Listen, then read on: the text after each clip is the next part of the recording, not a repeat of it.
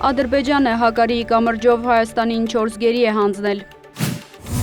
Տարածաշրջանն այսօր Հայաստան-Ադրբեջան հարթությունում վերածվում է կայունության և համագործակցության միջավայրի, վարչապետ։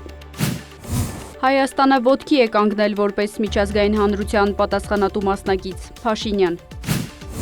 Այնքան ինչքան համատեղելիությունը հնարավոր կլինի, մենք կշարունակենք մնալ ԵԱՏՄ անդամ, Փաշինյան։ Թրիփ ընկերությունն անմիջականորեն զբաղվելու է երկաթուղային և ճանապարհային ենթակառուցվածքների կառուցմամբ, Միրզոյան։ Թրամփի ուղին թույլ կտա իրացնել Հարավային Կովկասի ներուժը, Ռուբիո։ Պատրաստ ենք մասնակցել ավելի լայն միակցվածության օրակարգին, Եվրամիության դեսպանը Թրիփի մասին։ Թրիփի տրամաբանությունն ընդհանրապես միջանցքային չէ, Սարգիս Խանդանյան։ Իրանում բողոքի ցույցերի ժամանակ մահացել է մոտ 2000 մարդ, Reuters։